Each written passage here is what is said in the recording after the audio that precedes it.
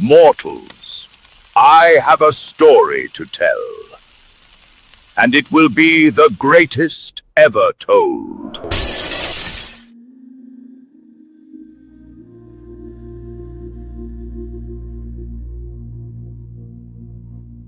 Enough is enough. I know I said this is all part of my plan, but I can't take it anymore, so I will destroy everything and everyone. This time I won't put a tree of knowledge in the garden, and I'll send Lucifer, the serpent devil, to Mars, or the moon, where he won't be able to influence my creation. Oh no, I can't carry that out. Yes, I am thy creator and can do whatever I want, but I can't have my host thinking my project is a failure. So instead, Noah, because I found grace in you, I will allow you and your people to survive the flood that I will bring upon the earth. What I want you to do is build an ark, and with you take 2 of every kind of living thing.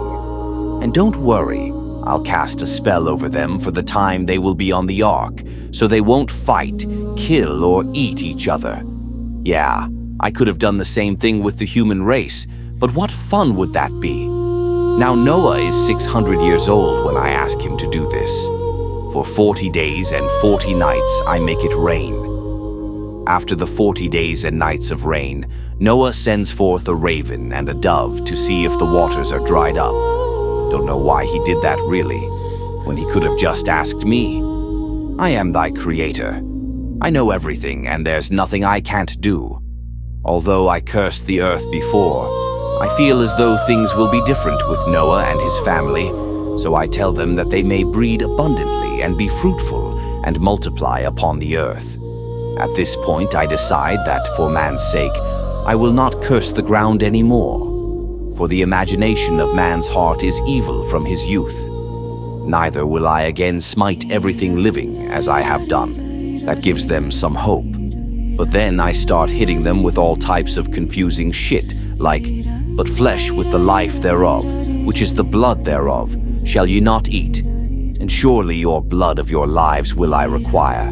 At the hand of every beast will I require it. And at the hand of man, at the hand of every man's brother will I require the life of man, whoso sheddeth man's blood. By man shall his blood be shed, for in the image of the Creator made he man. Because I am thy creator, they have no choice but to go along with my rules." So, as time goes on, Noah decides to get drunk and pass out butt-ass naked, and his son Ham sees this and tells his 2 brothers. I don't know what the big deal is, but Noah is really pissed at this, so he curses Ham's son, Canaan, who has absolutely nothing to do with this harmless thing that has occurred. And besides, Noah doesn't possess the power to curse anyone, only I can do that, and it is foolish to do such a thing to your flesh and blood over something so minor. But I did put him in charge, so I will go along with the curse. Then Noah goes and asks for a blessing for Shem and Japheth, and for Canaan to be their servant. I really don't understand his motive for this, but as I've said, he's my favorite, so I will grant his request. After Noah's 950 years on earth, he dies and his 3 sons spread about and populate the earth. As time passes, these foolish humans collaborate to build a tower from brick and stone to reach heaven. How dumb can they be?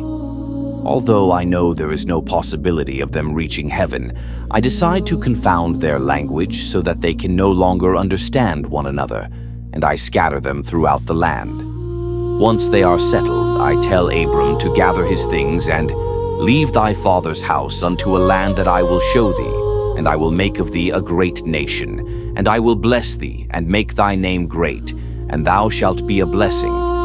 Yeah, I cursed the earth earlier, but because I like Abram, I will lead him to a wonderful land. I could just create this land that I have promised him right here, but I want him and his people to work for it.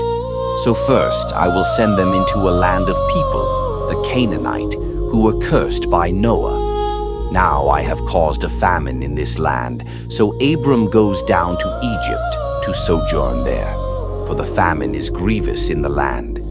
And it comes to pass, when he was near to enter into Egypt, that he says unto Sarai his wife, Behold, now I know that thou art a fair woman to look upon.